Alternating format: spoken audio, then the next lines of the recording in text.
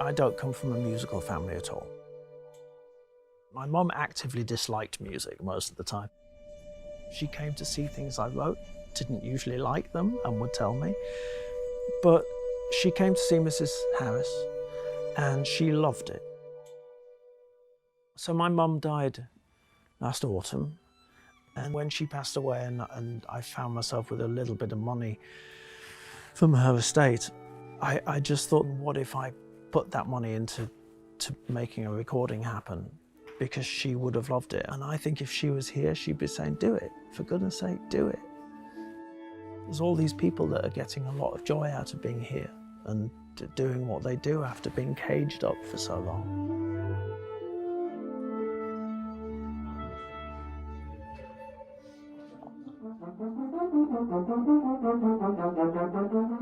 From the moment I got the email from Tom asking if I'd like to do this, I was like, wow, I've got something to prepare for now. I've really enjoyed it, and it's been a great focus over the last month or so just to know that that was going to be happening. It's so exciting that we're all going to be on the stage tomorrow. I can't quite believe it's happening because no one has had a job for so long, and suddenly we all get to do this brilliant thing, and it's also a piece that we all love. It's kind of a bit of a dream come true in the middle of this pandemic. And here is our stage, set up for recording tomorrow. You can see we're 2 meters apart. I came in and my immediate instinct was, well, of course we'll be closer together than this tomorrow. I was like, oh no, wait, we won't be. Mrs. Harris is about an ordinary cleaning lady in the 50s in London, in Battersea. One day she's cleaning for a client of her friend in Belgravia, and she sees a dress by Dior. Oh, my. All look the same to me, not that I pay much attention. She has a kind of awakening. Oh, my. And she decides, perhaps foolishly, that she wants to have a dress. So she scrimps and saves for years until she eventually gets the money and goes to Paris and gets her dress.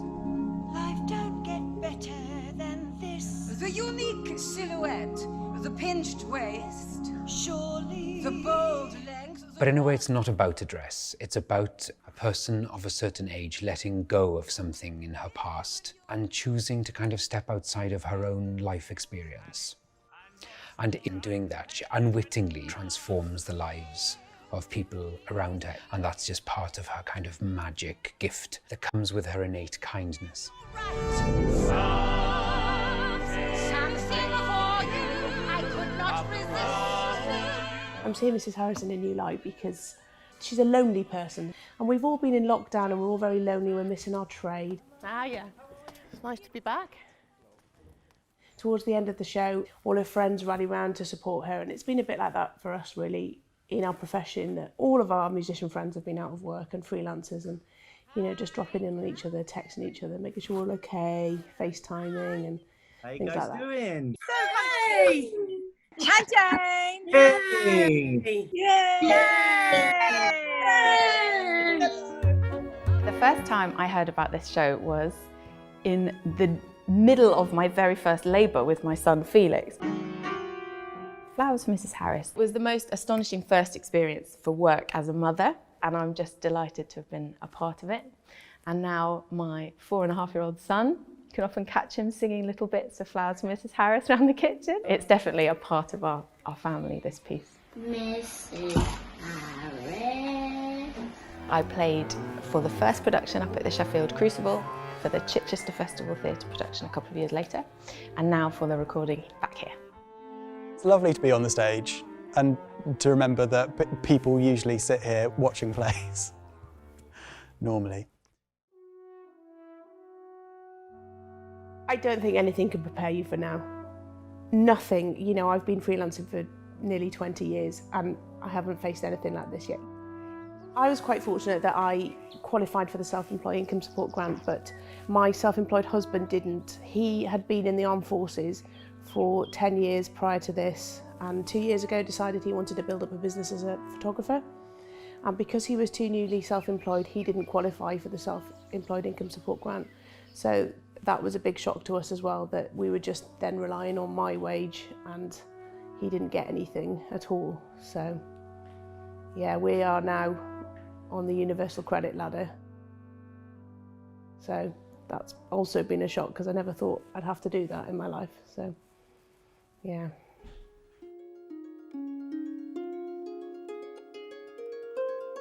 Normally, as a freelance musician, and my husband also being a freelance musician, we're all over the place. Wherever we're needed, wherever we can work, we're there. But we've had to diversify, as with everybody. And we've just set up a little gardening business, which it's not necessarily a financial move, but we know that come the winter, mental health for musicians is going to be a giant obstacle. In an article recently, Sam Mendes encapsulated something which I loved. He said, "The arts don't keep people alive. Thank you to the NHS for that. But they do make life worth living." And as we, hopefully get to do performances to large crowds again, I think it is important that we take a moment to recognize that there are many world-class artists who are at the top of their game, award-winning craftspeople whose work is exquisite, and they really haven't been looked after, and that's not good enough. Nice to see everybody back. Ugh. Mrs. Harris looks on life with a positive attitude and a can-do attitude, and it's very hard at the moment to have a positive attitude and a positive outlook and a can-do outlook, and all of us involved in this have had to summon our innovators to get through it. The top of Act 2, just one of the tapes we'll definitely do without the bass drum. Yes. And then park that on afterwards. Yeah, fine.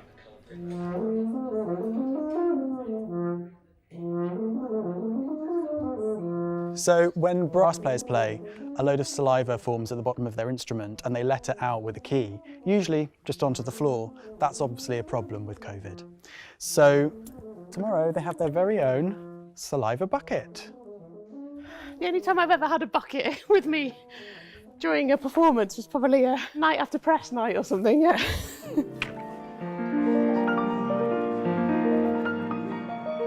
We always gave the band a bow at the end of Mrs. Harris because we thought it was important that the audience got to see them finally, because they were located underneath the stage.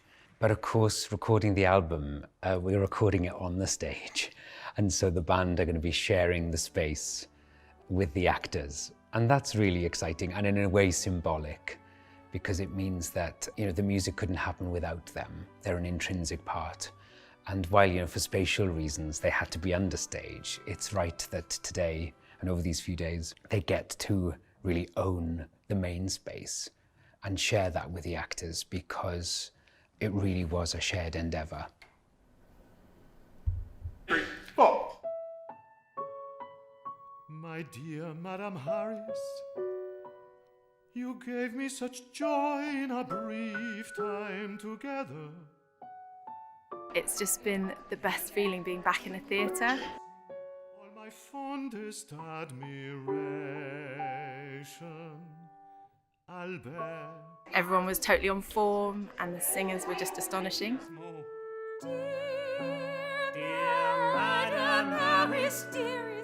When the music started, I had a complete wave of emotion. We'll be married next month. You must come. It's like, oh, this is what it's all about.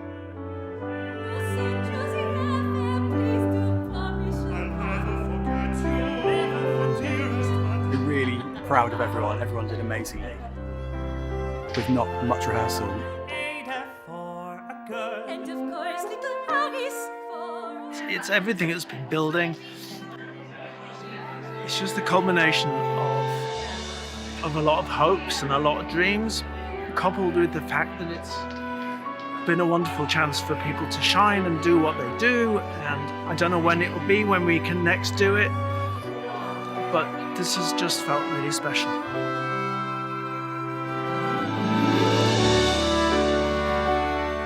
lockdown has been such a major moment of reflection for everybody to consider what's important, and I've come out of this realising playing the double bass is really important to me and I'm gonna carry on.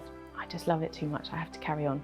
And having Richard's recording in the diary has been a real focal point for all of us for the last few months. I'm just crossing my fingers that the next focal point comes over the horizon really soon.